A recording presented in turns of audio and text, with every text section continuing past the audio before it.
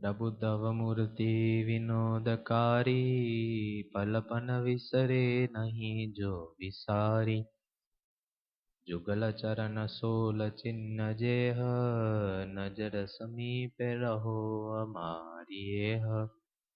श्री हरि कृष्ण महाराज नी जय, घनश्याम महाराज नी जय। In Gujarati, it's called Sharnagati or Asro. But if we translate it in the language of English, it's called refuge. Refuge is something that is completely out of this world, I can say, when taken into the form of the spiritual world. Just think, if there's rain pouring outside, just pouring, and there's nowhere to go, but if you receive an umbrella, obviously you're bound and you'll be saved by the water. Yes? Just like that, if you're in a desert and for 2 or 3 days you haven't been able to get even a drop of water, but if you have or receive an oasis in the form of refuge, then you would be saved, correct? Just like that, when the soul takes refuge under Bhagwan and his saints, his life is controlled by God. His whole motive of living, Bhagwan controls. Controlling meaning he saves him from even the most adverse time, places, people. He saves him from even the most difficult circumstances. Why? Because one has refuge underneath him. So it's obviously simple. In the world, it's if you have refuge under your parents, then obviously when anything, if you need water, food, shelter, they're bound to give it to you. Why? Because you're underneath them. They're bound to help you out. In the same way, in the spiritual world, when one takes refuge underneath the Supreme Almighty, Bhagwan Swaminarayan, then one is saved from Kal, meaning time, Maya, meaning illusion, and Karma, meaning actions, which bound you to this life and death. We don't know right now, but even as teenagers or even young adults, by taking just simple refuge, what is the meaning of refuge? Pretty much just surrendering and accepting one as yours. By just accepting that I am Bhagwan's and Bhagwan is mine, this is called refuge. Also, another definition is not going in any other direction or not going in any other ways except for one way, one direction. Meaning, there are many gods, many demigods, many incarnations of God. But to choose one and to be bound and to take refuge under one is the true definition of refuge. Now, Sadguru Gunatyan Swami once said that by seeking refuge in God and His sadhu, even intense miseries that are to befall on one are averted. However, even if one exhausts oneself through endeavors, they are still not averted. Meaning, no matter how much hard you try to do spiritual endeavors or to pray to God in any way, if you don't have the refuge of God, if you have not accepted God as yours and you belong to God, then it'd be very difficult to get by even the most difficult of circumstances. See, refuge plays two roles. It helps you in this world as well as the world beyond. Now, let me tell you how it helps you in this world. Now, in this world right now, people are struggling in life to get by financially, socially, everywhere, economically, even academically, students, everyone struggles. The point of life, there's always ups and downs, no matter what. But obviously, if one has a certain point or a direction to take refuge under or to be protected under, then at least one's misery or tension or stress would be relieved in some point or another. Now, this is how refuge helps in this world. When one does the bhajan of Bhagwan, meaning when one worships God, when one goes to attend, temple, evening sabhas, even when one does kirtan bhakti at home or any form of devotion to please Bhagwan, this is a certain form of refuge, and through that, you will experience yourself some kind of, you can say, calmness in your heart. Now, everyone experiences. You just have to kind of try and experiment with yourself. So this is one way. In this world, by taking refuge under God, all these miseries are averted and one becomes blissful. And when one takes refuge, obviously, in the world beyond, see, suppose, obviously, in the post office, there's many mails coming in, right? From, towns here and other people that are just crossing the town and they have to drop off some kind of, envelopes. There's many posts coming. But there's so many divisions, right? That this sector will be posted to this place. This sector will be posted to this place. Meaning they divide and assort the mail in such a fashion that no matter where it's going, it always reaches its destination, correct? As long as it has its proper address.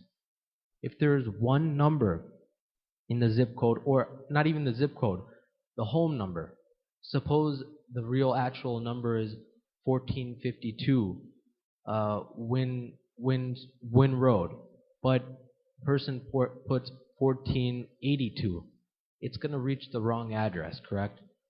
But if one does have the right address, then no matter how many mails there are from everyone else, the post office will deliver your mail to that exact destination, guaranteed.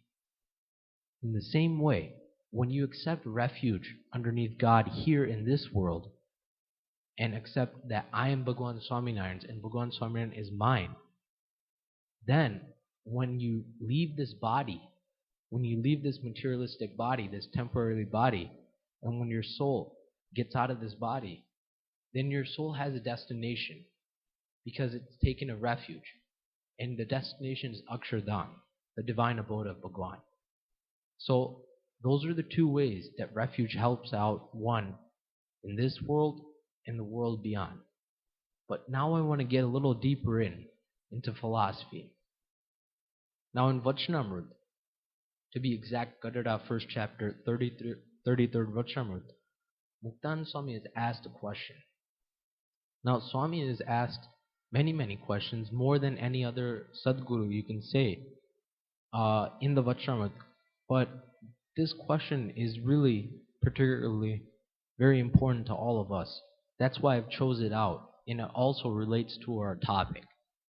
So Swami asked, scriptures have described innumerable spiritual endeavors. Meaning, spiritual endeavors means anything or any kind of tool to please Bhagwan. For example, Danvats, Mara, these are all, austerities, fasting. All these are some kinds of spiritual endeavors to please God. So, Swami says, scriptures have described innumerable spiritual endeavors to please God. But amongst them, which one is so powerful that it alone earns as much as pleasure of God as it is earned by performing all spiritual endeavors combined? Meaning kind of, you've heard of the package all in one, right? Meaning you buy a kit in the store, but it has everything inside of it. You don't have to buy it separately.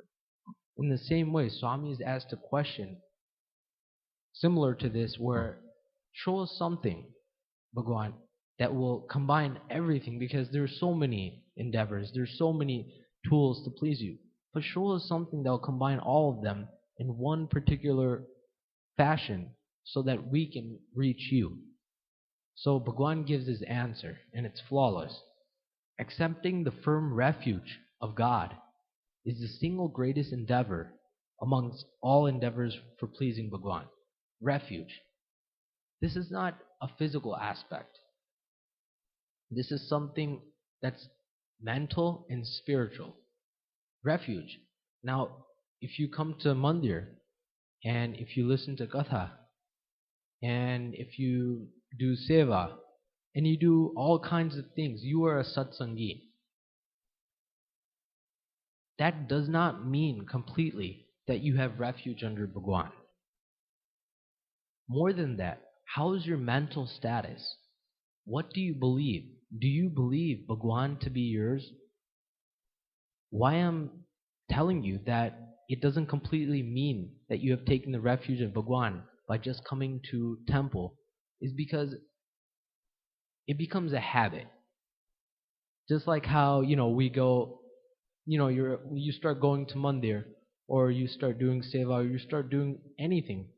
So let's just use the Mandir example. Then you have a habit every week, or someone in your family says, oh, we have to go to Mandir at Saturday, so don't make any plans, right? So it's kind of like a habit. And through the habit, then you just keep coming every day or every week, every Saturday or Sunday, and you join the assembly, you listen to Katha, that also becomes a habit. You do Seva outside or inside the temple or help Santo, that also becomes a habit.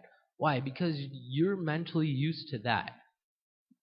Because the body, or not the body, but the soul has such a function where after it's given something, it just tends to repeat and repeat. In the same way, if Mandir and Seva becomes a habit, but if one does not have the mental state of thinking that I have taken refuge under Bhagwan, I am Bhagwan's and Bhagwan is mine, then that is not complete refuge. So that will not help you out as much as having the thought. Now, thoughts are so important. Why? Because you may come to Mandir physically, right? Join assembly, Katha, and also serve. But thoughts you can carry with you even outside. Physical, there's a limitation. There's a boundary. But thoughts travel far and wide. You've heard of that, right? Thoughts are something that are yours, that you can control, that belong to you, that are your property, you can say. Thoughts are yours. But it all depends on what you think about that makes you who you are.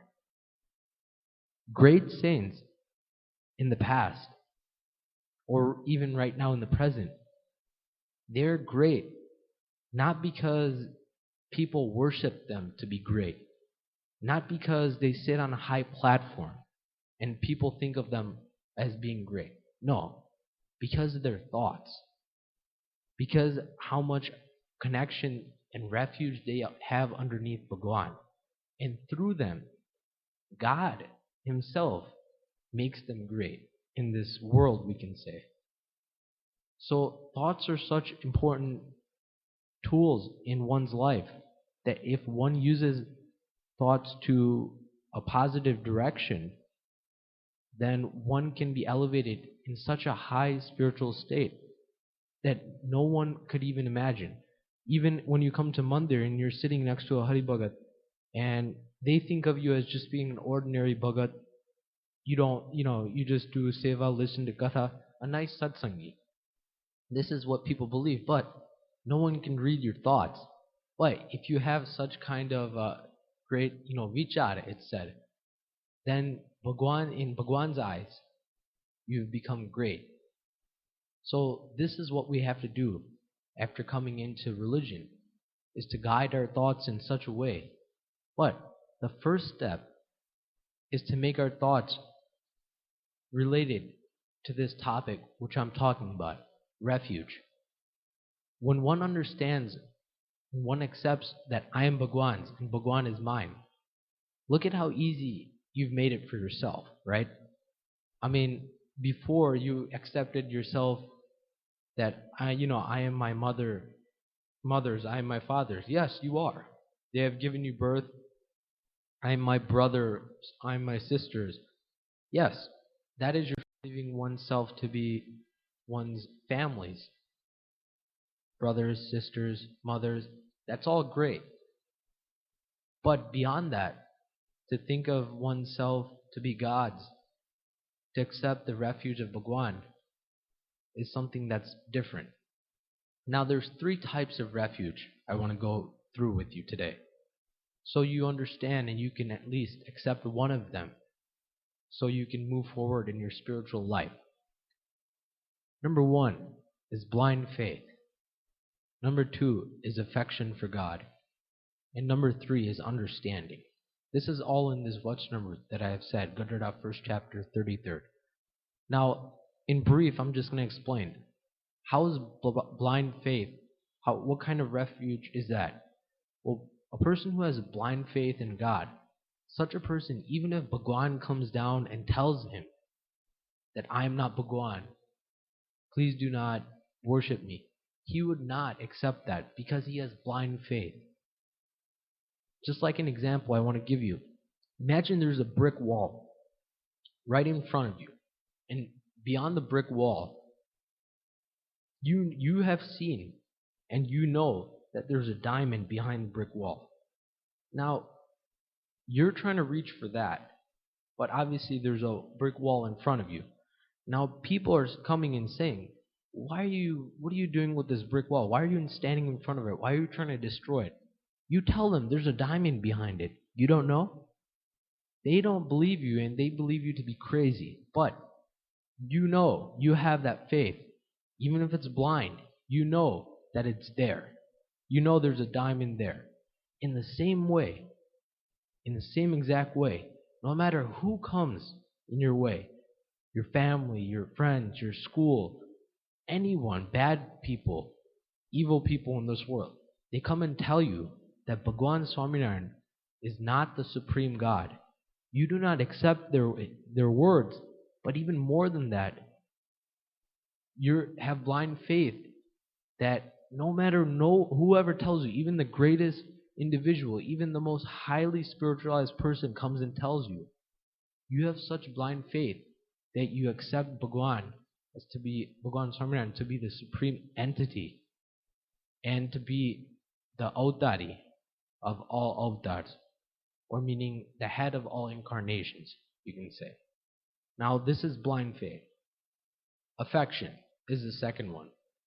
Such a person who has affection for Bhagwan, such a person cannot live even an instant or even 1 second without Bhagwan. That's the total refuge. It's a form of refuge. And great saints have this kind of spiritual level where they cannot even live 1 second without Bhagwan. And by accepting this refuge and practicing, you can say, one really becomes blissful. Even all three of them. But this one particularly, affection is such a thing where you lose all interest in everything except the one you have affection for. It's just a characteristic. It's a nature. Even in this world you can see that if you have affection for your wife or your mother or any family particular member, you would become blind, just like how a racehorse wears those goggles so that it can't see left or right, it can only see straight. In the same way, when one develops affection for someone, like crazy, intense affection, then one cannot see anything else. And the third and final form of refuge is understanding. Now, understanding is such a thing, or you could say knowledge, that it's the most highest one and it's the most hardest one to attain. Why? Because knowledge is something that is not only read through scriptures and memorized. Knowledge is something that you have to experience.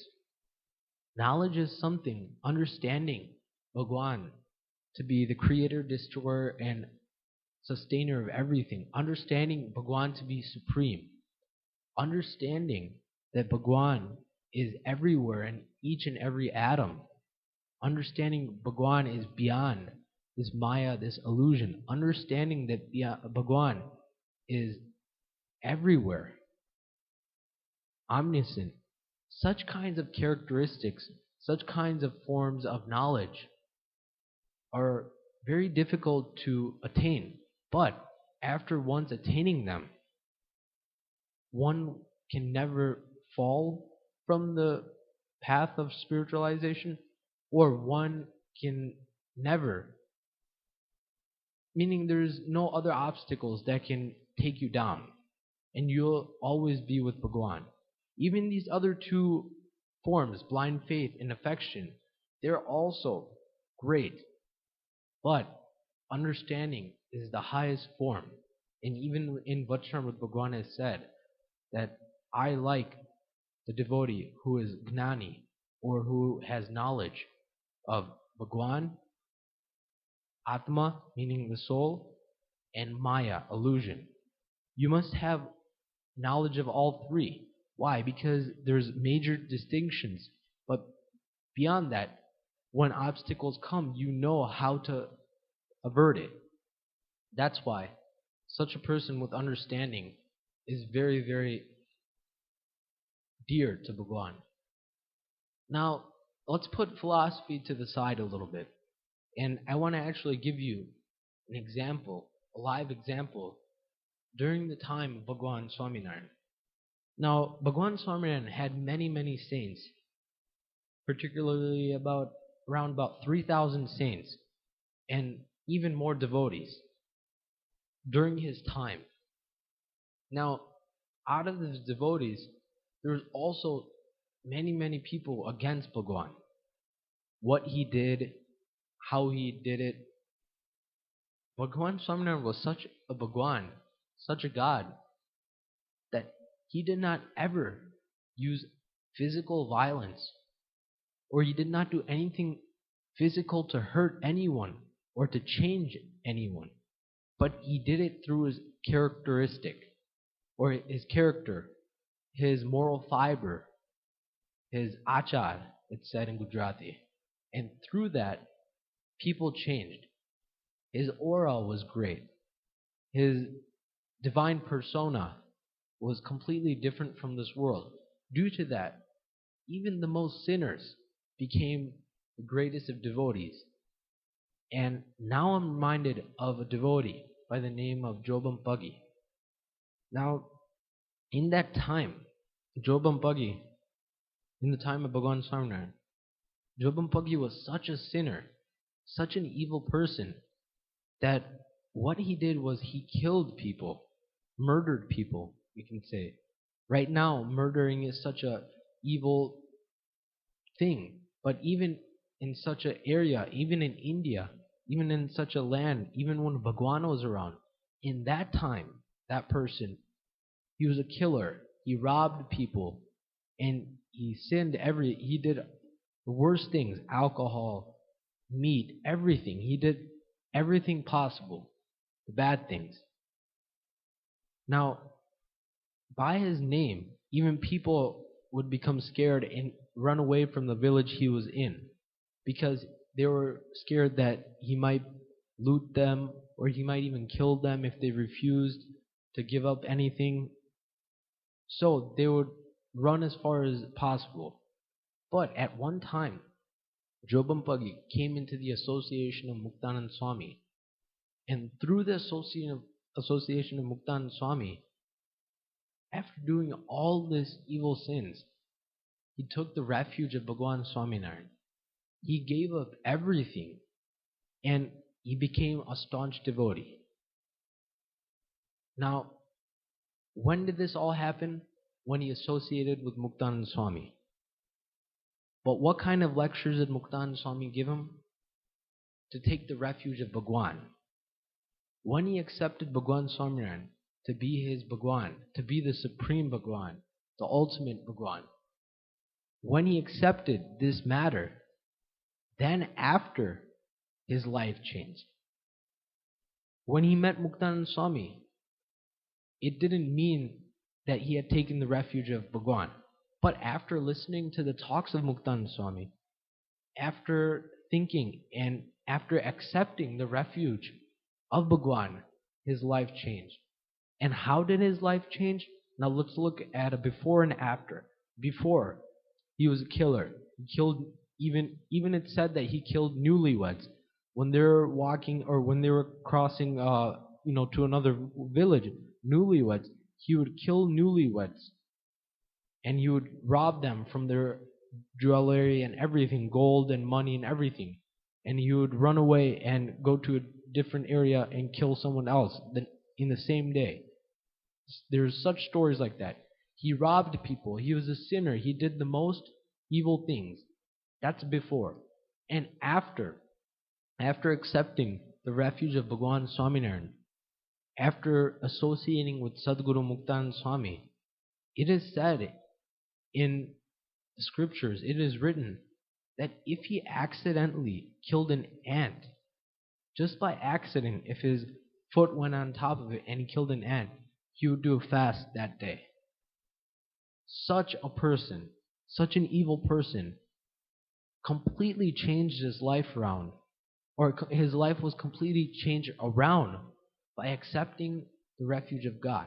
Why? Because he believed that my Bhagwan Swaminarayan does not accept non-violence, then why should I perform it? My Bhagwan Swaminarayan does not like if even a single ant was killed, then why should I kill people? My Bhagwan Swaminarayan does not like if someone robbed a person for a living, then why should I rob? My Bhagwan Swaminarayan does not like alcohol or meat, then why should I eat meat or consume alcohol? After doing the thorough comparison of all these sins, he became such a devotee that I just revealed to you. Now my message to all of you is that we don't do all this. We don't kill people for a living. We don't rob people for a living.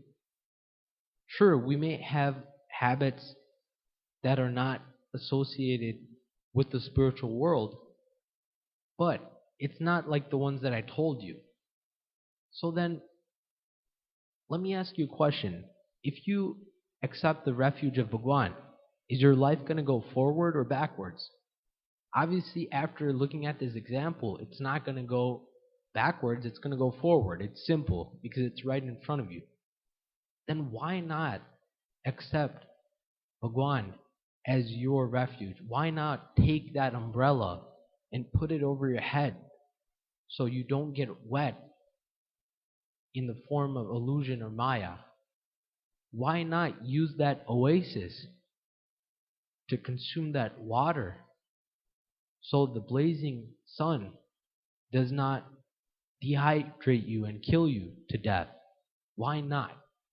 That's my answer, or that's my question to all of you. Now, those who have surrendered to God, no matter how sinful they were, they became pure and highly spiritualized. And those who went against God's commands, according to Vachnamrut, Grada 1st chapter 34th, have suffered tremendously. So it's a matter of decision making. What do I want to do? And do not worry. By taking the refuge, you don't have to donate money, or you don't have to become such a person where you cannot associate with anyone. No.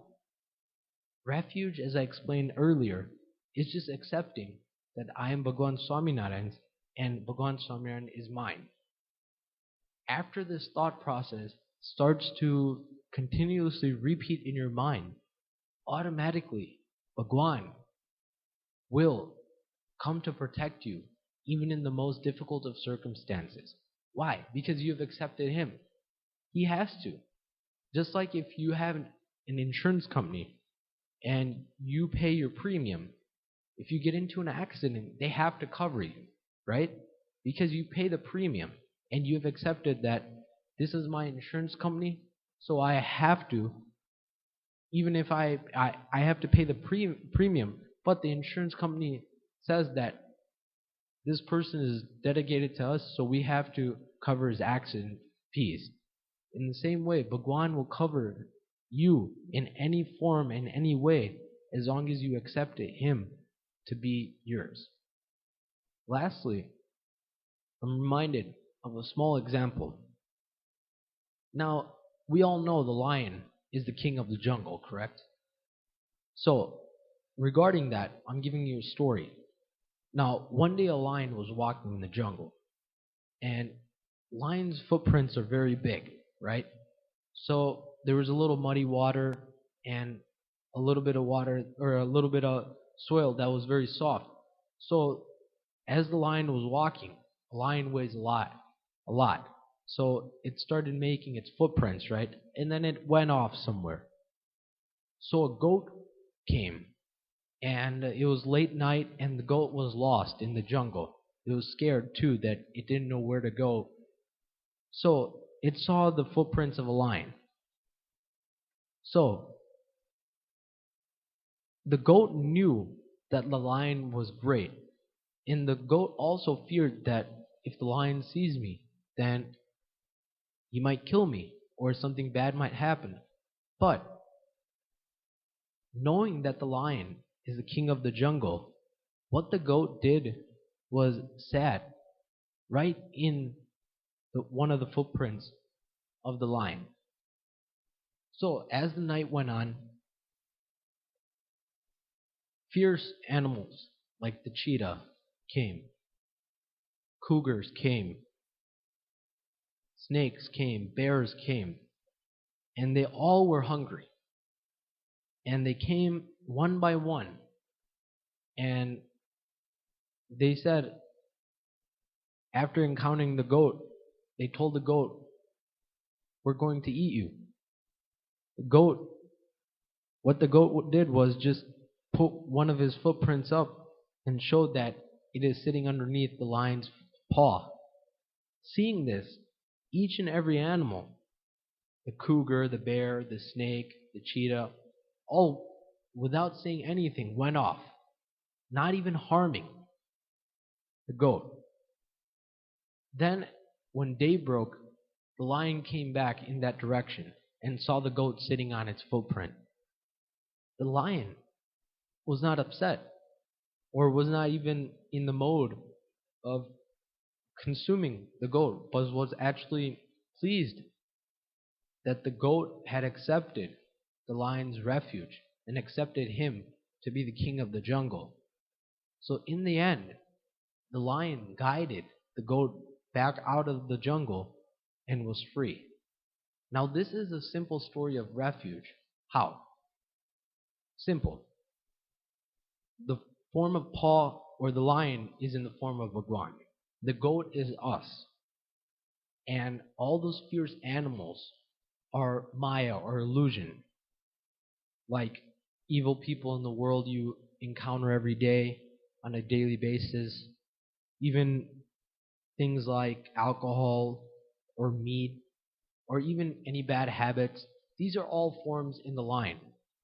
Now, they may come to encounter you, but if you show them the lion's paw, then they're not able to even come close to you because you have the refuge of the lion or you have the refuge of Bhagwan. In the same way, just like how the goat was saved and guided out of the jungle in the form of illusion, the Maya, this world, Bhagwan will also guide us out of this Maya, this world, and take us back to Akshardham, his divine abode. So saying all this, my simple message to all of you is that please accept the refuge of Bhagwan, but do not make it hard on yourself by thinking that you have to do very, very strict niyams or take strict vows. Please start by just thinking that I am Bhagwan Swaminarayan's and Bhagwan Swaminarayan is mine. Saying this, my humble Jai Swaminarayan.